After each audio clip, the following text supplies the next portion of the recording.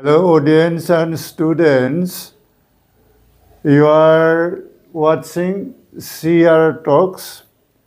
and you are welcome back to my channel, Sandiram Talks. Today, I will discuss with you, I will share with you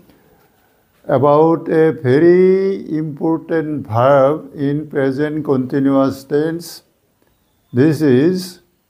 going to verb, which is used as verb going to. How we can use going to in present continuous tense? Ami present continuous tense going to verb to kenekua koi byabhar koro. Going to verb or kenekua function hoy. Hi ki kam kore going to verb e. Ei bikhoye ami tomalokor majot alochona korim. Ami agote pai ahisu present continuous tense আমি সাবজেক্টৰ পিছত subject অনুপাতে বিভাৰ্বৰ form বহুৱাও M is R যদি first person হয় আই হয় আমি M বহুৱাই দিও বিভাৰ্বৰ form তাৰ পিছত হি সি ৰাম এইবিলাক হলে বা ই দলে এইবিলাক ইজ বহুৱাই দিও আৰু বহুবচনৰ সাবজেক্ট হলে আমি আৰ দিও বা যদি থাৰ্ড পাৰসনৰ দে টু থাকে তেতিয়া আমি are they they are playing we are playing you are playing he is playing we are eating you are eating I am playing এনেকুৱা ধৰণৰ আমি প্ৰেজেন্ট কন্টিনিউয়াস টেন্সত বাক্য পাইছো কিন্তু গোইং টু ভাৰ্বৰ অলপ অকনমান ব্যবহারটো আমার বেলেগ আছে স্ট্রাকচারটো আমি দিছো প্রথম আমি সাবজেক্ট দিম তার পিছত সাবজেক্ট অনুপাতে যদি আই দিও আমি তেতিয়া হলে এম দিছো যদি স্টুডেন্টস দিও আমি তেতিয়া হলে আর দিছো রাজু দিলে আমি ইজ দিছো আর ইট দিলে ইজ দিছো গতিকে এনেকুৱা কয় সাবজেক্ট অনুপাতে এম ইজ আৰৰ কিবা এটা দিব লাগিব গোইং টু ইউজ কৰিলে তাৰ পিছত গোইং টু ভাৰ্বটো দিব লাগিব